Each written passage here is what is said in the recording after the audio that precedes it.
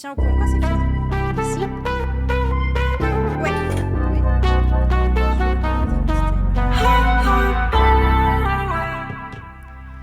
Bonjour à toutes et à tous, bienvenue dans le nouvel épisode du podcast de Watt06, l'association qui œuvre pour les femmes dans la tech. Aujourd'hui, j'ai le plaisir de recevoir Wiza Fernandez et Imeuil Côte-Verte pour parler de l'application Tech4Elle, puisque nous sommes dans la mini-série autour de l'application mobile qui permet de mettre en relation des jeunes filles et des marraines pour les aider dans leur parcours scolaire et leur orientation. Bienvenue, je suis trop contente de vous avoir aujourd'hui. C'est aussi mes copines en vrai, donc je suis trop contente. Aujourd'hui, on va parler plus de l'aspect technique. Avec les casquettes de Wiza et Imeuil. Est-ce que Wiza, tu peux te présenter et nous dire ce que tu fais un peu plus dans l'asso et dans le projet? D'accord, moi je suis Wiza Fernandez, donc je travaille chez Cross Knowledge, une société de e-learning. Je suis consultante support technique, donc dans le technique. Et ça fait bientôt 8-9 ans que je suis chez Watt06 et j'ai pris la casquette de secrétaire depuis 2-3 ans. Ok. J'avais presque oublié ce détail, c'est vrai. T'es dans le bureau. Ça y est, dans le bureau. Claire. Je m'appelle Imeuil Côte-Verte, je travaille chez NXP, donc c'est une société qui fabrique des puces pour semi-conducteurs, donc ingénieur développement, donc très technique aussi. Et j'ai rejoint l'association Watt06 un an ou 2 ans après Wiza, donc ça doit faire 6-7 ans maintenant. Et très heureuse d'y être. Comme nous toutes, et nous tous même. Wiza, est-ce que tu peux nous raconter comment tu es rentrée dans le projet du coup Tech4Elle, comment c'est arrivé et toi, ton implication, vraiment ton rôle à toi? Alors, moi j'ai entendu le projet proposé par Valérie au tout début et ça m'a beaucoup intéressée. Donc, Référence au premier épisode, si vous ne l'avez pas écouté. Donc je l'ai suivie pendant le hackathon où elle a fait où il y a eu le premier lancement de cette idée. Et donc suite à cela, donc j'ai intégré l'équipe du projet et donc je me suis plus orientée moi dans la partie technique. Comme on avait besoin de différentes casquettes, de par mon background technique de validation et tout, donc j'ai suivi et j'ai pris le lead sur la partie validation du produit. Oui, plutôt QA dans le jargon tech. Qualité, oui. Ouais, qualité du produit. Ok. Et est-ce que tu veux nous dire un peu Tech4Elle, comment toi, pour toi, le projet est né? Au-delà de Val, plus l'aspect recueil de besoins des personnes qu'on a rencontrées. Alors moi, c'était au cours d'un événement qui s'appelait les Girls Tech Day. C'est un événement qu'on organise régulièrement où on fait venir des jeunes filles pour des ateliers. Et après cet événement, on a discuté avec des parents parce que les parents sont aussi sollicités pour participer à des conférences. Oui. Et en discutant avec plusieurs parents, ils nous ont dit « Ah, ben, c'est très bien parce qu'en fait, on a des difficultés. Nous, on n'est pas du domaine, donc on n'arrive pas à répondre aux questions de nos enfants. » Et en fait, Tech4Elle répond à leurs besoins, en fait. Et c'est super. Ok. C'est vrai qu'effectivement, moi, avec mon recul, quand j'étais jeune fille, je suis toujours jeune fille, mais quand j'étais jeune fille au lycée, mes parents n'étaient pas forcément au courant de ce qu'il y avait comme type de formation, quel parcours avoir, etc. Et c'est vrai que aujourd'hui, avec Internet, même s'il y a beaucoup d'informations, c'est difficile parce qu'il y a beaucoup d'informations. Donc, Tech4Elle, je trouve, se positionne bien dans ce cadre-là pour accompagner également les parents. Donc, et je te rejoins là-dessus parce que moi, mes parents ne sont pas du tout dans le domaine. Et c'était difficile de trouver des informations à l'époque dans le technique, en fait. Et ça fait plaisir de savoir qu'il y a des femmes dans le technique. C'est clair. Et Imeuil, toi, du coup, est-ce que tu peux nous parler un peu plus de ta casquette à toi, sachant que tu as aussi un parcours validation, et comment tu es rentrée dans le projet et comment tu as tout renversé? Oula, non. Mais c'est vrai que j'observais de loin Tech4Elle. Ouais. Malheureusement, elles ont eu un gros souci où là, l'application n'était pas validée par Play Store. Et donc, je suis un peu revenue à la rescousse en essayant de comprendre ce qui n'allait pas. Et comprendre ce qui n'allait pas, c'était relire tout le process de validation de Play Store et voir où est-ce qu'on a eu un raté dans l'application. Donc, prendre le temps avec mes compétences, donc validation, qualité, de remettre un process en place. Ouais. Et accompagner par rapport à l'application Tech4L en elle-même. Donc, voilà. Mais j'étais contente parce que c'est vraiment, pour une fois, j'aurais dit, ce que je fais dans le travail, je peux l'utiliser pour aider mes copines. Donc, je suis trop contente. Ouais, ça, c'est vrai que c'est un truc qu'on a quand même observé dans l'équipe en général, c'est que tout le monde a réussi à mettre ses 2 cents avec ses compétences du boulot dans l'appli, quoi. Et ça prouve à quel point la technique et le fait qu'on soit des femmes dans la tech est utile pour ce projet-là. Oui, tout à fait. On est vraiment... complémentaire, complémentaire et ouverte, parce qu'on sait que ce qu'on fait dans le travail de tous les jours, on peut l'utiliser pour des choses qui nous passionnent. Donc c'est très important. Oui, complètement. Mis à profit pour une vraie cause. Tout à fait. Et est-ce que tu peux nous parler plus en détail du coup des complications qu'il y a eu sur le Play Store et concrètement ce que tu as mis en place? Quel doc tu as mis en place? Quand tu dis un process, ça veut dire quoi? Tu vois, quelles sont les étapes? Est-ce que tu peux nous raconter un peu plus? Bien sûr. Alors, première chose que, comme je fais toujours au travail, c'est que j'ai lu sur Internet toutes les étapes de Play Store. Ouais. Et après, je les ai mis dans un document. Donc, nous, on utilise, je ne sais pas si tout le monde connaît, mais Microsoft Visio. Ouais. Donc, toutes les étapes. Ça permet de faire des sortes de diagrammes. C'est ça, exactement. Ça permet de faire des sortes de diagrammes. Et comme ça, on voit très bien visuellement si on a fait ou on n'a pas fait et quelle est l'étape suivante. Ouais. Donc, c'est ça qui était très important. Et après, on a partagé le travail parce qu'on s'est rendu compte, malheureusement, qu'en faisant tout en même temps, tout ensemble, parce qu'on est super motivés à lancer l'application, ça n'a pas marché. Donc, on a mis les choses un peu plus au carré et se dispatcher le travail qu'on a super bien fait quand même. Et voilà. Et l'erreur qu'on a fait, c'est qu'on s'est dit, on a lancé la première version sur l'Apple Store, ça a fonctionné. Oui. On s'est dit ça va être la même chose sur le Google Store. Et en fait, les systèmes de validation des deux sont complètement différents. Oui. C'est vrai que ça, c'est quelque chose à noter. Si jamais vous lancez une appli un jour, sachez que ce n'est pas la même chose. Et du coup, c'était, je me souviens qu'on avait parlé du fait que ce soit au niveau des descriptions, etc. Alors, il y a eu plusieurs, d'ailleurs, ce qu'on appelle chez Play Store des strokes. Donc, des strokes, c'est qu'on se prend des alertes et au bout de 3 strokes, on ne peut plus lancer l'application. Et on en avait déjà reçu 2. Donc, c'est vrai qu'en voyant toutes mes copines des contenancés, voilà, j'ai voulu les aider. Oui. Et on a répertorié quels sont les strokes qu'on avait eus et pourquoi. Ouais. C'est comme des avertissements plus que des alertes, c'est ça non des avertissements, mais au bout du 3e avertissement, on est jeté. Ouais. Donc, comme à l'école. Exactement ce que j'allais dire, comme à l'école. Donc voilà, et c'est bien expliqué, mais il faut prendre le temps de le lire, et ce n'est pas du tout notre domaine de compétence. Aucune. Mais avec nos compétences, on a pu comprendre ça et ça, c'était bien. Et y pallier, ouais. Et comment s'est réparti le travail dans l'équipe? Je me souviens plus très bien à ce moment-là. Eh ben, on a voté, en gros. Puis voté dans le sens aussi de nos disponibilités, parce qu'il ne faut pas oublier qu'on est toutes bénévoles. Ouais. Et qu'on a toutes un travail, on a une vie de famille, et on s'est réparti les tâches en disant, tiens, tu as plus de temps pour ça, ou peut-être tu as plus envie de faire ça. C'est comme ça, c'est venu vraiment naturellement. Okay. On n'a pas eu de dispute du tout, c'est vraiment naturel, en disant, toi tu fais ça, tu me préviens quand tu as fini, et puis moi je prends le relais. Ok, donc il y a quand même... Je me souviens qu'il y avait des personnes qui avaient accès à l'interface sur Google, qui remplissaient les champs, d'autres qui avaient rempli dans un Google Doc avant. On s'était bien mis d'accord sur les formulations aussi, les mots choisis même. Et même, on n'a pas hésité à faire appel à une avocate. Par exemple, pour le descriptif, parce que justement, autant Apple ou Play Store sont très vigilants sur les mots qu'on utilise par rapport à... comme si on a noté que c'était une catégorie pour des adolescents ou jeunes filles éducatifs, ils ont fait très attention aux mots qu'on utilisait au cas où. Alors là, c'est vraiment extrême, mais par exemple pour la pédophilie. Oui. Donc, et là, pour être sûr, on a quand même fait appel à une avocate. Ok.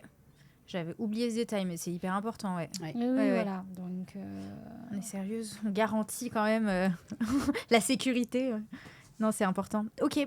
Et Wiza, du coup, Donc, on a livré cette première version. Et comment ensuite on est passé à la deuxième version ?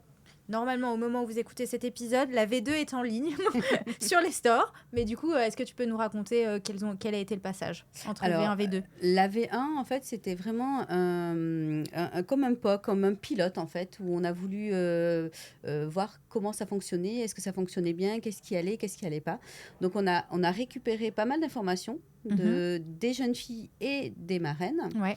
Et suite à cela, on a défini les différents points d'amélioration. Okay. Et on a fait beaucoup de brainstorming, de réunions, etc. Et déjeuner aussi. De déjeuner, réunions. Ouais. Des workshops. Des workshops. Et de là, on a sorti 3 priorités. OK. Pour la V2, on s'est dit il faut qu'il y ait ces 3 fonctionnalités qui sortent. Donc, la première fonctionnalité, c'était d'améliorer la page d'accueil. Oui. Avec des explications, etc., des retours. La deuxième, c'était de créer une FAQ pour que les jeunes filles puissent voir si elles ont des questions, quelles réponses apporte Tech4Elle. Et la troisième, c'était de permettre aux marraines de contacter les jeunes filles quand elles sont connectées et qu'elles ont des difficultés parce qu'elles ont peur de se lancer, de poser des questions et tout. Donc, elles ont la possibilité de les contacter et de dire, bon, est-ce que je peux faire quelque chose pour toi ? Et ça peut lancer la machine et les inciter à se connecter, à continuer et à poser des questions, en fait. Ce qui est important, c'est de poser des questions et qu'on puisse vous aider. C'était le but de l'application. Recueillir vraiment le besoin des jeunes filles. Peut-être un truc qu'on a mentionné dans le premier épisode, mais qui est peut-être important de rappeler là, c'est que ces fonctionnalités, elles ont été choisies, votées, mais c'est surtout basé sur le constat que Maëva nous avait proposé au début, sur le taux de conversion qui n'était pas bon. Donc, ce qu'on appelle le taux de conversion, c'est on a un certain nombre de marraines, un certain nombre de jeunes filles, mais à la fin, on n'avait que 3 appareillages, donc 3 matchs, entre les marraines et les filleuls. Donc, l'idée, c'est d'augmenter ce taux-là et d'avoir beaucoup plus d'appareillages pour pouvoir aider le maximum de jeunes filles. Donc, et faire plus d'accompagnement, en fait. Exactement. Toucher plus de jeunes filles. Et on s'est dit qu'elles osaient potentiellement pas assez parler aux marraines. Ou pas assez de motivation. On sait pas trop. On va voir avec la V2. On va voir avec la V2. Et surtout, j'ai oublié de rappeler que cette V2, en fait, elle a été développée par un petit jeune développeur qu'on a rencontré lors d'un hackathon. Et qui était très, très, très intéressant, très dynamique et tout, et qui a monté à côté son petit... en même temps que ses études, il a monté sa petite société d'indépendante. Donc, grâce à Watt06, on a pu le rémunérer pour créer cette application. Et il nous a fait le développement et on a été tellement satisfaites qu'on l'a pris pour la V2 aussi. Peut-être on peut dire son nom. Oui, c'est Axel Lopez. Petite dédicace, si tu passes par là, Axel. Et tu as un petit lien aussi un peu particulier avec Axel. Oui, en fait, c'était pas le lien, c'était vraiment la compétence de la personne que j'ai recommandée à Watt06. Mais je connais son papa qui travaillait avec moi et qui était... qui est très, très, très compétent. Bon. Donc, c'est famille. Oui. Mais l'importance du réseau. Voilà. Il y a la motivation d'Axel, etc. Mais voilà, il y a aussi l'importance du réseau. Et effectivement, il était sur le hackathon Inclusion, là où on a lancé le projet Tech4Elle. Et il était, lui, sur un autre projet. Exactement. Donc, bon, s'il y a des devs qui passent par là, c'est bien de participer à nos événements, parce qu'on repère des talents aussi. Trop chouette. Alors, on va jouer un petit peu. Je vais vous proposer une catégorie et vous allez me donner votre top 3 à peu près. S'il n'y en a pas 3, c'est pas grave. Wiza, pour commencer, quels sont les défis techniques ou de projets qu'on anticipe encore pour Tech4Elle ? Alors, les défis. Alors, surtout, nous, ce qui nous est important au niveau technique et qu'on a développé avec la V2, etc., c'était au niveau technique, ça a été les stores. Se préparer bien à l'avance pour savoir comment développer... Les étapes, voilà, pour pouvoir lancer sur les stores. De vérifier au niveau technique, donc que nos emails fonctionnent et tout ça. Donc ça, c'est via l'intermédiaire de Cabia. Donc on a un contact avec Cabia, qui est notre hébergeur de site. C'est bien de le préciser. Voilà, exactement. Et qui sponsorise... qui sponsorise l'application et qui est très réactif. Quand on lui annonce qu'il y a un problème, de suite, il le vérifie et il nous informe quand il y a des problèmes de réseau. Ce qui s'est passé quand il y a eu des attaques un petit peu Oui, on a des alertes. On a toujours des alertes, Ouais. on est toujours informé. Voilà, donc c'est les plus gros problèmes techniques que nous pouvons avoir. Ok. Et côté projet, tu avais quelque chose que tu voulais mentionner ou pas? Ah oui, côté projet, on a beaucoup travaillé là-dessus. Et on s'est rendu compte qu'en fait, ce qui était bien, c'est surtout d'anticiper pour les développeurs toutes les specs fonctionnels. Oui. Parce qu'avant, on écrivait, mais c'était des informations. Mais là, vraiment, on a détaillé avec vraiment des graphismes que nous a fait Maëva, qui est notre designer. Et des specs fonctionnels sur comment ça doit fonctionner, Oui. où est-ce que tu dois aller, etc. On a aussi Que Laure a développé... bien écrit Oui. et développé. Merci, Laure. Ouais. Et aussi, elle nous a mis en place le rétro-planning. Mm. Et grâce à ça, on peut savoir où est-ce qu'on en est dans le Ouais. temps. Est-ce qu'on est dans les temps? Est-ce qu'on ne va pas être en retard pour Et cadencer aussi déplacer. nos différentes activités par rapport à ça, parce qu'on est plusieurs. C'est ça. Donc c'est vrai qu'on a cadencé aussi le lancement, enfin pas le lancement, mais les différentes fonctionnalités qu'on voulait et aussi les tests. Et ce qu'on a mis en place, c'est des weekly, des réunions toutes les semaines pour voir où est-ce qu'on en était, qui est-ce qui avait eu le temps, qui est-ce qui n'a pas le temps et qui peut prendre le relais, etc. sur les différents tests, Différentes fonctionnalités, tâches. Ouais. Imeuil, est-ce que tu as des idées de fonctionnalités pour l'appli ou celles qu'on a déjà mentionnées dans l'équipe? Ah bah bien Pour la sûr, suite. on est plein d'idées alors, justement là.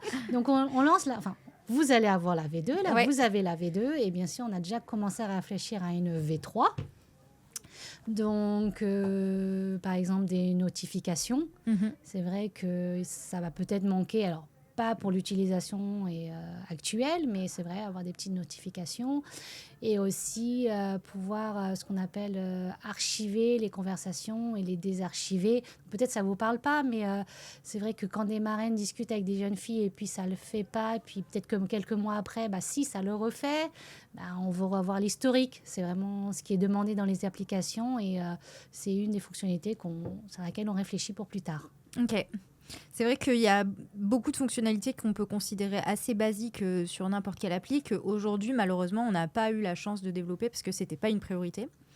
Et que petit à petit, on essaye d'intégrer, en tout cas sur les prochaines versions, quoi. Trop bien. Et est-ce que tu n'as pas trop parlé du calendrier, des rappels pour le cycle scolaire? Ah oui, tout à fait. Alors ça fait partie de la fonctionnalité que vous avez là actuellement. On va essayer régulièrement de vous envoyer des messages par rapport au parcours scolaire, enfin au cycle scolaire. Une petite piqûre des rappels, en gros, pour vous dire attention, au début de Parcoursup, peut-être discuter avec votre marraine si vous avez besoin, ou attention, là, il reste plus qu'un mois avant la fin de Parcoursup. Plein de petites choses qui vous ont dit, j'ai peut-être une question à poser à une marraine, tiens, c'est le moment. Donc, c'est vraiment pour accompagner vraiment encore les jeunes filles et puis que les marraines sont toujours là pour vous aider. Oui, non, mais c'est important de le dire, c'est qu'elles n'auront peut-être pas le réflexe en fait, d'aller contacter les marraines à ce moment-là. Et donc, l'idée, c'est vraiment d'avoir un accompagnement via l'application, quoi. Et d'avoir une petite notif sur son téléphone ça, en fait. Pour te dire... Exactement, l'expérience qu'on a vue, c'est que peut-être les conversations ont démarré et après, elles n'ont pas abouti. Donc, c'est vraiment pour dire, tiens, c'est vrai que j'avais oublié que j'avais Tech for Elle. Ou éviter de penser à la dernière minute, oh là là, vite, je dois remplir mon, exact, tout à fait. dossier, qu'est-ce que je dois faire et tout. Donc, de contacter à l'avance, en fait, les marraines, etc. Ok. On va plus parler maintenant de l'appli, de son impact et des valeurs de Watt 06. Toi, Wiza, au-delà du code, qu'est-ce que ça représente pour nous, en tant qu'asso, de porter cette appli? Ou pour toi, précisément? Pour moi, c'est vraiment une réponse à un besoin qu'on a identifié, en fait, lors de différents événements. C'est vraiment un appel, en fait, on dirait presque comme un appel des parents ou des jeunes filles qui disent j'ai pas toutes les infos et j'aimerais bien avoir plus d'infos, ou même de rencontrer des rôles modèles, parce qu'en fait, via l'application, on peut découvrir qu'il y a beaucoup de femmes qui ont un potentiel et qui peuvent nous accompagner, en fait. Donc, cette application, elle est vraiment faite pour aider les jeunes filles et de répondre à leurs besoins, à leurs questions, même sur un stage, sur un CV à remplir, comment qu'est-ce que tu fais dans ce métier-là, quel diplôme il faut pour rentrer dans ce métier-là. Et c'est bien, au niveau éducatif, on a beaucoup de renseignements et tout ça, mais souvent on est perdu en fait. Et je comprends les jeunes filles, on est perdu, on ne sait pas. La tech, c'est pas que des développeurs derrière un PC. Non, il y a il y a du design graphique, il y a de la gestion de projet, il y a différents métiers. Et le problème, c'est que les jeunes filles ne savent pas qu'il y a différents métiers. Oui, c'est vrai que les filles de Watt 06 interviennent souvent quand même dans les lycées. Tu y étais ce matin, Imeuil, au moment où on enregistre. Et du coup, toi, tu y as parlé de ton métier ce matin ? J'ai parlé de mon métier. Alors, comme disait Wiza, justement, on n'est pas des geeks. Hein. Certaines en sont, mais on a une vie. Et on le voit en fait, on a une vie et c'est ce qu'on essaye de leur dire. C'est ok, c'est technique. Moi, c'est très très technique parce que j'adore. Mais après, on fait du sport. On a aussi des vacances, on a envie de faire des voyages. Et tout bêtement, on a besoin de gagner notre vie aussi. Oui. Donc, il y en a qui veulent gagner très bien leur vie parce qu'elles veulent la voiture, elles veulent les voyages et le tout. Et c'est faisable, c'est ça. Donc, c'est pour dire que nos métiers dans lesquels on est, donc ingénieur, actuellement, on peut se les payer. Après, bien sûr qu'on n'est pas millionnaire ou milliardaire, mais on se paye des belles choses. Et on a un métier qui nous plaît.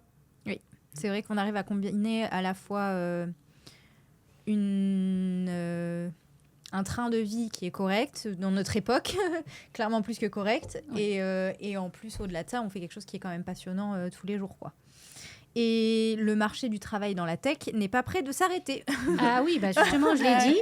Justement, je l'ai encore dit.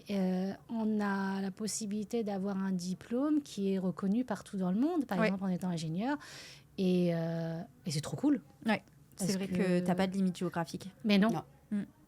Ça, c'est vrai que c'est une des choses pour lesquelles aussi je suis rentrée dans ce domaine-là. Donc voilà, on peut allier voyage, découverte et travail. Ouais. Non, c'est clair que c'est pas un métier très contraignant. On peut dire ça comme ça. Et du coup, Imeuil, toi, en quoi Tech4Elle peut faire une vraie différence dans la vie des jeunes filles au quotidien ? Tu viens d'y répondre en partie, je pense, mais est-ce que tu as envie d'élaborer encore là-dessus ?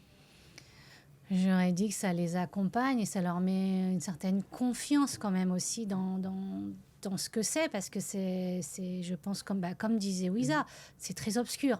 Pareil que toi, Donia, Wiza, mes parents n'étaient pas du tout dans le domaine. Oui. Donc, j'ai suivi en gros la filière ingénierie parce que j'étais bonne en maths, j'étais bonne en physique.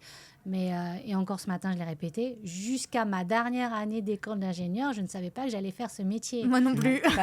Franchement, après, ce qui compte, c'est être curieuse, motivée. Après, je vais rebondir, c'est qu'on a fait une autre application, Inspire Me. Oui. Alors, Inspire Me, la différence avec Tech4Elle, c'était pour les rôles modèles. Malheureusement, les jeunes filles, elles n'ont que des rôles modèles techniques masculins. Donc, c'est pour ça qu'elles ont on a fait le constat qu'on a des difficultés que les jeunes filles se projettent. Et pourtant, on a des femmes formidables. Oui. Franchement, formidables. Donc, ça, c'était un peu pour désacraliser qu'on a des rôles modèles formidables. Et relier ça aussi avec ce qu'on appelle les soft skills, c'est-à-dire les forces et les faiblesses, parce que, encore une fois, ingénieur ou des métiers scientifiques, c'est pas que être geek, c'est être humain aussi. Et avec des compétences humaines, franchement, on avance. Oui. Vas-y. Je rebondis justement par rapport à ça sur Inspire Me, en fait, et ces soft skills. On a eu 2 ou 3 personnes qui étaient très intéressées, qui travaillent avec Watt 06, qui aiment bien les ateliers de Watt 06 et tout, et qui étaient en contact avec des lycées et des écoles, et qui a utilisé justement Inspire Me pour présenter et pour faire connecter les étudiants ou les lycéennes sur cette application pour voir les différents soft skills. Ok. Juste pour le contexte, pour les personnes qui ne connaissent pas, Inspire Me, ça se présentait comment ? C'était un catalogue dans mes souvenirs, c'était un catalogue de marraines avec un profil... Exactement. Enfin, pas de marraine du coup, de rôle modèle, pardon. De rôle modèle, oui. Avec un profil que les personnes remplissaient avec leur bagage technique et leurs soft skills. Exactement. C'était ça ? Tout à fait. Ok. Ok. Donc du coup, là, je l'ai... Et ça permettait aux jeunes filles de voir que moi, je suis maman de 2 garçons, j'ai fait du foot, voilà, j'ai fait d'autres activités. Et j'ai fait du technique. Et pourtant, juste avant, j'ai travaillé dans une banque. Ok. Donc, rien à voir. Je savais pas du tout. Ok. Ah oui, non, ça c'est clair. Hein. Et après, par exemple, encore ce matin, j'en ai parlé parce qu'il y a une professeure qui dit oui, par exemple, elle est bavarde. Et je dis, mais attends, bavarde, c'est une super qualité. Super qualité, exactement. Parce qu'on est ingénieur, on peut être ingénieur marketing et donc il faut vendre le produit. Et si on est bavard, c'est top. Tout à fait. C'est effectivement ce qui peut être considéré comme un défaut dans le cadre scolaire un peu fermé parfois, peut clairement être utile dans ta vie après, quoi. C'est ça. Être professionnel. Ouais. Trop chouette. Alors, maintenant, on va parler de la fin de Tech4L. Non, pas du tout. On va pas du tout parler de la fin de Tech4L. Quelles sont plutôt la suite et l'ambition pour Tech4L? Donc, Imei, à ce stade, quels sont pour toi ou pour l'équipe en général les points sur lesquels on reste vigilant? On revient à quelque chose de très concret. C'est quoi la suite? Alors, justement, dans mon métier, donc on teste et on assure une certaine qualité du produit au client. Et j'ai trop peur que tous les tests qu'on a faits, il y a quand même un bug et une marraine ou une jeune fille, elle s'amuse avec l'application et l'application, elle bug. Okay. Ça, c'est ma plus grosse hantise. Ok. Et du coup, on a mis en place une matrice de test. Est-ce que tu peux nous en parler, ce que c'est déjà peut-être pour les gens qui ne connaissent pas, qui nous écoutent? Alors, et c'est vrai que c'est un jargon très technique. Ouais, mais après on est dans un épisode technique. Voilà, c'est vrai. Alors, justement, Wiza, tout à l'heure, vous avez parlé de ce qu'on appelle les specs fonctionnels. Et la personne qui va faire cette fameuse matrice de test, elle va lire cette spec fonctionnelle et elle va en extraire les tests qu'on peut faire. Donc, par exemple, tout bêtement, est-ce que je peux cliquer sur Tech4L et revenir sur la page d'accueil? Ça, c'est un test. Ouais. Voilà, donc après, ça s'enchaîne par rapport aux différents cas. Et on marque en rouge ou en vert si c'est bon ou c'est pas bon. Et donc, si tout est vert, ça veut dire que vous avez une super application et tout marche. Voilà. La théorie. Voilà, donc c'est vraiment la hantise que on a toute la liste des tests et puis que tout, finalement, on a raté un et que vous êtes planté sur votre application. Et du coup, là, il y a Laurence, elle, qui a construit le fichier. Donc, avec, en gros, c'est un Excel avec X lignes, je ne sais pas combien il y en a, mais un paquet de si je clique sur tel bouton, il se passe ça. La navigation en question. Pour chaque, en fait, grosse fonctionnalité, si je zoome, ça fait un peu un entonnoir, quoi. J'ai la main fonctionnalité, la fonctionnalité principale, et ensuite... Qu'est-ce qu'on fait concrètement en tant qu'utilisateur? C'est ça. C'est ce qu'on appelle en fait la vie d'utilisateur. Hein. C'est comme vous cliquez de là, je vais aller là. Et il faut que vous arriviez à ce point-là. Et si vous n'arrivez pas, c'est qu'il y a un petit problème. Donc... Et du coup, là, je sais qu'on a dû mettre des priorités par rapport aux fonctionnalités et aux tests. Comment on a décidé? Comment ça s'est mis en place? Alors, on a discuté entre nous sur... on était un peu court sur le rétroplanning et donc on a décidé qu'est-ce qui est vraiment important dans ce lancement de la V2 et qu'on considère non négociable pour le lancement. Okay. Donc c'est les priorités qu'on a définies comme ça. Donc si on considère que c'est très important que la marraine puisse avoir 5 conversations avec différentes jeunes filles, on considère ces priorités 1. Ok. Si on voit qu'on n'a pas, j'aurais dit une bêtise, on n'a pas la barre de scrolling pour voir toutes les questions et il faut utiliser le doigt à la place, c'est priorité 3. La fonctionnalité marche, mais c'est peut-être pas très ergonomique. Voilà. Ok. Et du coup, parmi tous ces tests, donc il y a des choses qui vont être en vert, donc OK, d'autres qui vont être en rouge, KO. Et donc, tous les trucs qui ne sont pas prioritaires et KO, qu'est-ce qu'on en fait? On réfléchit si on veut la mettre dans notre fameuse V3. OK. Et voir, alors, nous, on ne développe pas. Hein, donc, comme a dit Wiza, c'est Axel. Oui. Et voir avec lui la difficulté, justement, de mettre en place ou de rajouter cette fonctionnalité pour la prochaine V3. Donc, c'est prendre en compte la difficulté d'implémentation vs ce que ça apporte à l'application. Tout à fait. Le ratio, OK. Oui, ça a du sens. Moi, je trouve que ça a du sens ce qu'on fait. Hein. OK. Et est-ce que du coup, on va... Donc là, on parle des fonctionnalités qu'on a, nous, identifiées. comment on va faire pour prioriser par rapport au retour utilisateur qu'on va avoir suite à la V2 ? Eh ben, on va encore faire des brainstorming. Wow. Des brainstorming, des déjeuners, faire toutes les réunions pour voir un peu le retour utilisateur, voir le nombre d'appareillages encore qui va se faire. Se baser sur des données. Oui. Ouais. Tant qu'on n'a pas de données, en fait, on ne peut pas décider qu'est-ce qui peut être amélioré ou pas. Oui, on n'invente pas des fonctionnalités, ça c'est sûr.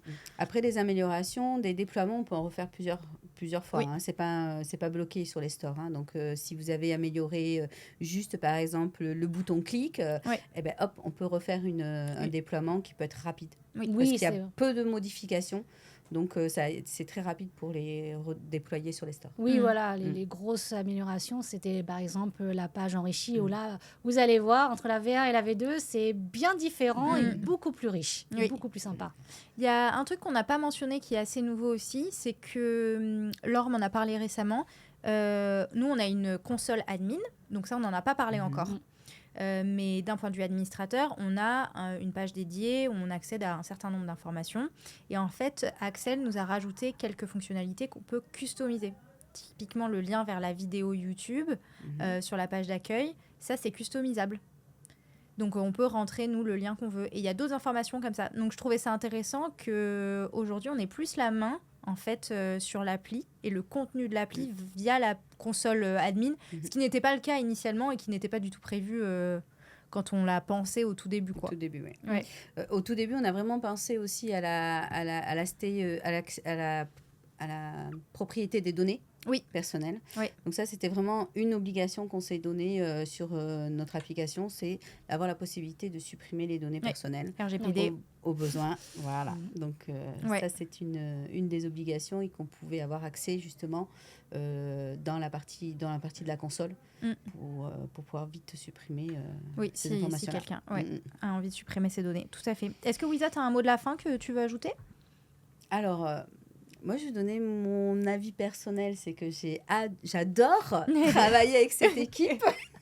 J'adore travailler avec cette équipe parce qu'en fait, on a différents backgrounds, différentes connaissances et c'est vraiment une complémentarité en fait qu'on a. Et il n'y a jamais eu de dispute. Il y a toujours, des fois on n'est pas d'accord donc on va s'exprimer, mais c'est toujours bienveillant. On a toujours décidé ensemble en fait. Toutes les fonctionnalités, il n'y en a jamais une qui a dit moi je veux faire ça et ça va être comme ça. Non, on a vraiment travaillé toujours en équipe en fait et ça je l'espère pour toutes les sociétés d'avoir ça, de tout pouvoir et ce que j'espère c'est dans cette application c'est que pour l'instant on a ciblé les premières et les terminales mais à terme on a aussi l'ambition, c'est pour ça qu'on va continuer on a aussi l'ambition de déployer ça aussi pour les femmes qui sont en reconversion, par exemple professionnelles, qui décident de se réorienter dans le technique. Normalement, vous avez déjà entendu ça dans le premier épisode et c'était pas consulté. Donc, non, pas du tout. Donc, Comme quoi, on est super alignés. C'est clair. C'est vraiment, et je pense que c'est un truc qui nous touche et qui nous tient à cœur, c'est de vraiment toucher le plus de personnes possible qui ont ce besoin-là. Qui ont ce besoin. C'est vrai que c'est une autre cible très importante, ces femmes-là. Est-ce que, Imei, toi, tu veux rajouter quelque chose ? Écoute, elle a tout dit. Elle a tout dit, c'est clair, on s'éclate, franchement. Non, je suis très contente. C'est vrai que c'est un autre aspect de notre personnalité que les autres de l'équipe, de Watt06 ne connaissaient pas. Parce que c'est vrai qu'à la base, on organisait des événements, donc on montrait notre côté organisation, mais c'est vrai que là, pour Tech4Elle, on montre un peu nos compétences techniques. On n'en parle jamais entre nous, pas du tout. Non, c'est vrai. C'est vrai. Et là, moi, je suis contente de pouvoir utiliser ce que je fais au travail pour l'association. De valoriser nos compétences, franchement, c'est incroyable. Je trouve ça vraiment très chouette. Et de voir ces aspects-là et de travailler en mini-société, c'est quelque chose qu'on a mentionné aussi dans le premier épisode. Et ça, je rebondis sur ça parce que moi, au début, je me disais, oh non, j'apporte rien, je vais rien apporter. C'est vraiment la légitimité. Je suis pas assez. Et en fait, on arrive toujours à trouver un domaine où on est compétent et qu'on peut apporter quelque chose. Tu vois, c'est ça qui est clairement valorisant. En plus, c'est valorisant personnellement. Oui, non, c'est vrai, ça c'est vrai. Bon, merci. Ça y est, Merci à c'est la toi, fin. Léa. Ouais, merci là là. Louisa, Merci, merci Tonia. Mel pour ce partage. Vous avez donc découvert un peu les coulisses de l'aspect tech. On n'a pas tout dit, mais vous avez une vision quand même d'ensemble de toutes nos galères et toutes nos réussites.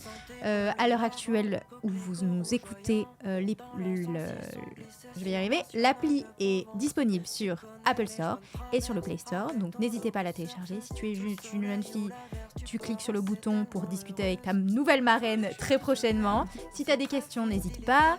Et puis, laissez 5 étoiles sur votre plateforme d'écoute préférée. Laissez un petit commentaire ou si vous avez des questions, n'hésitez pas à partager pour nous soutenir. Merci beaucoup. Rendez-vous au prochain épisode. Merci. Les nuages, sous les étoiles dans les villes, dans le calme d'un bocage, on se câline sur la colline.